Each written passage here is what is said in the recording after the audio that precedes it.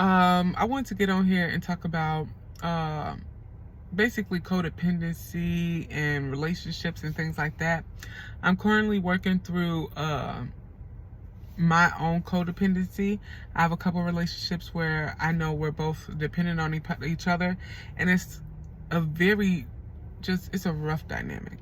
So I've been trying to work on my way of getting out of my codependent relationships and starting to be able to show up for myself in ways that the other parties would show up for me, and also just being able to say no and not overextend myself, because that's a huge issue with codependency too.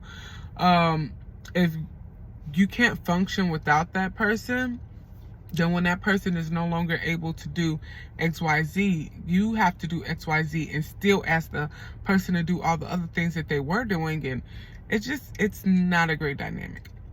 And what makes it even worse is that it's not like a partnership dynamic. The relationships that I'm in, it's more of it's not an equal dynamic in the sense that we're peers and we're on the same level. It's a power shift too.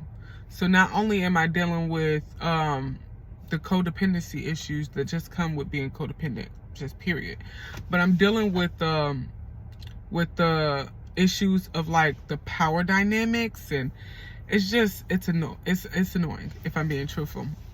But what I will say is that's why it's so important to find people in a community that actually support you and will be there for you when you need rest and when you need time off. Like, I don't know if y'all have ever seen that video, but they have like marriage meetings every week, and or some days not marriage meetings. I apologize. That's a different video. I've been doing a lot of videos or looking at a lot of videos to improve myself. But it was this couple who they have a little chit chat every day, and they say, okay, well, I've got like 70%. I've got 70. They'll say like, I've got 70%. And then the other partner will be like, okay, I can carry your 30%. And what that means is I got my 100, but I also got your 30 too.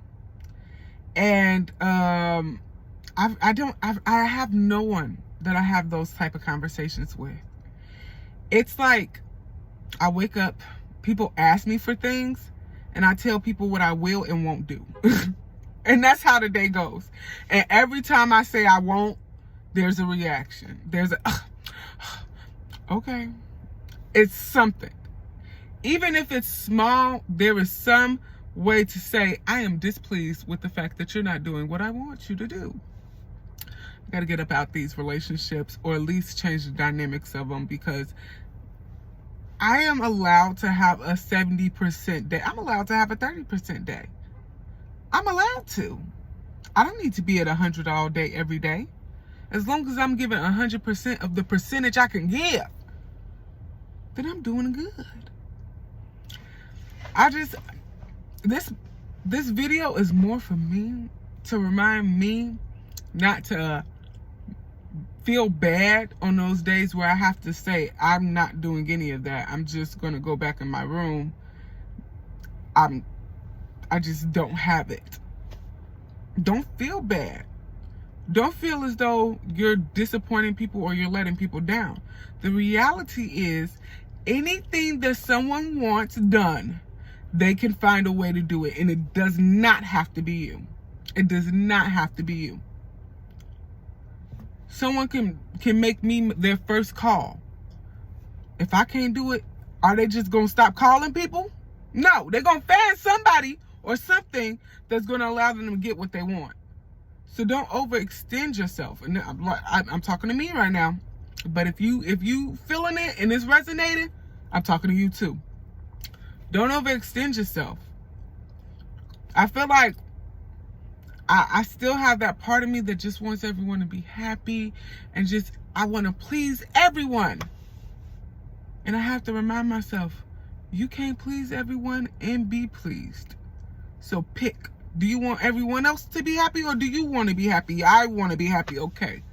So tell them no. And go and do what you need to do for you.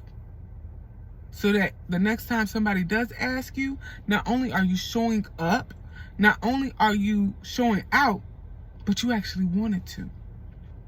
Because when you overextend yourself time and time again, you end up resenting that situation, that person, or the things that they ask you to do. You resent it. And instead of allowing myself to get to the point where I resent things, I try to limit how much I have to do it. I can't always do that. Some things just have to be done, right? But for the things that don't have to be done, or at least not by me, yeah, I have to limit that. Because I will grow resentment, and then you will really be able to tell that I don't want to do that. And that's not how I want to do people. When you ask me, I don't want you to feel bad. I just want to be able to say no without you trying to make me feel bad. Okay? If you are currently in a codependent relationship, if the power dynamics are off in your relationship, leave me some tips. Yep. I mean, I already gave y'all some tips.